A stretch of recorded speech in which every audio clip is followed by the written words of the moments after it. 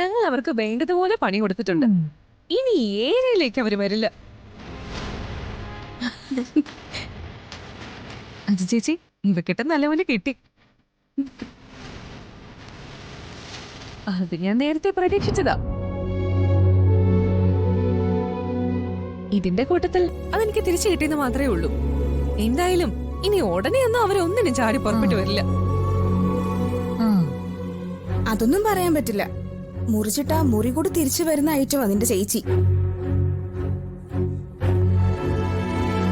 നിങ്ങൾ എന്ത് പണിയാ പിള്ളേരെ കാണിച്ചേ? ഇതിന്റെയൊക്കെ വല്ല ആവശ്യം ഉണ്ടായിരുന്നോ?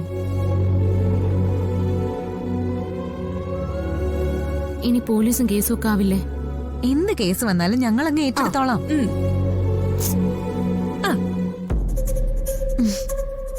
നിങ്ങൾ ആരും ഏറ്റെടുക്കണ്ട. ഞാൻ പോയി ജയിലിൽ കിടന്നോളാം. എന്റെ കുഞ്ഞിനെ ഇല്ലാതാക്കി അവരെ തീർക്കണമെന്നാ ഞാൻ കരുതിയത്. അവരൊരു കേസിനും പോവില്ല. ആരോടും ഒരു പരാതി പറയേയില്ല.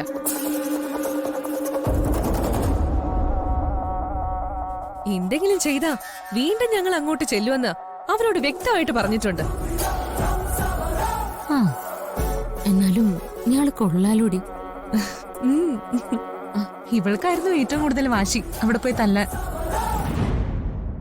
എന്റെ കൂടെ പിറപ്പായി പോയി. അല്ലായിരുന്നെങ്കിൽ ഞാൻ അവരെ കൊന്നേനെ.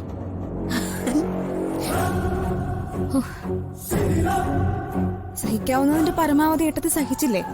പാതാളത്തോളം ചവിട്ടി താഴ്ത്തിയിട്ട് പിന്നെ അതിന്റെ മുകളിൽ JCB കൊണ്ടുവന്ന് കുഴിയെടുത്ത് കുഴിച്ചു മൂടാൻ ശ്രമിച്ച നമ്മൾ എന്ത് ചെയ്യണം?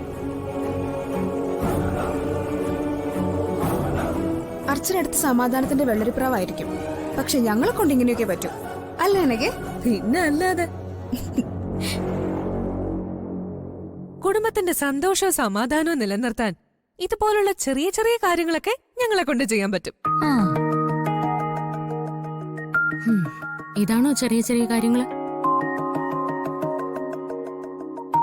നിന്നെയൊക്കെ എങ്ങനെ വിട്ടാലേ നീയൊക്കെ പോയി ഗുണ്ടാ സംഘം തന്നെ ഉണ്ടാക്കുമല്ലോ. അതിനെ ഒന്ന് ട്രൈ ചെയ്യാവുന്നതാ. വേണമെങ്കിൽ ഇങ്ങനൊരു പേര് വിടാം. നെല്ലിശ്ശേരി ഗുണ്ടാ സംഘം പ്രൈവറ്റ് ലിമിറ്റഡ്. അയ്യോ,